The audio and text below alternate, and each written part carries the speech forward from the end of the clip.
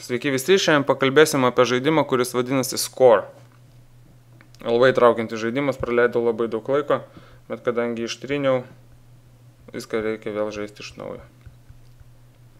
Pasiimam pirmą sezoną, pirmas rungtynės, palaukiam, kol užsikraus. Žaidimas, kaip supratot, yra futbolo mėgėjams. Štai nupiešta trajektorija, aš turiu įmušti įvartį. Mano žaidėjas bėga, jis pribėga, laikas sustoja ir aš dabar piešiu trajektoriją, kaip mano kamuolys kris. Tikslas yra surinkti 3 žvaigždutes, pabandysim dar kartą, reikia vartininkui pro šoną paleisti. Nepaleidau, pabandysim gal sunkesnį kokį nors lygį, parodysim, kur yra ne vieno spyrio variantas, o daugiau reikia išsipasuoti. Kaip matot, iš kairės aikštės pusės duosiu pasą, žaidėjas išbėgs į baudos aikštelę ir turėsiu atlikti kažkokį tai smūgį. Geltona linija parodo kito žaidėjo trajektoriją, kurioje jisai bėgs. Dar vienas pasas. Dabar aš neatsimenu, kokią trajektoriją man reikia spirti, todėl viršuje matote 3 pasirinkimo variantus.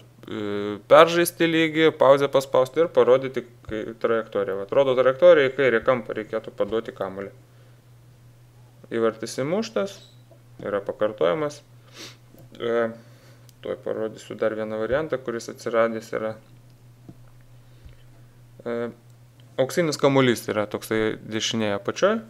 Jis reiškia, kad jūsų atliktas smūgis arba perdavimas bus įvertintas excellent. Žiūrėkit. 3 žvaigždutės, keliauju toliau.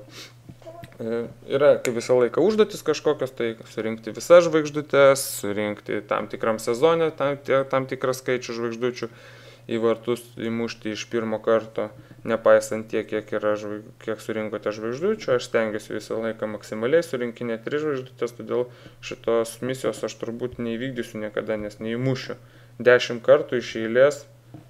Matot. Tai vat, kam patinka futbolas, atsisiųskit šitą žaidimą, žaidimas vadinasi Score. O su jumis buvau aš, 314 Circle, yra JAP apžvalgos, nepamirškite spausti laikų, dalinti su draugais ir pasirašyti po mano kanalu. Iki pasimatymo.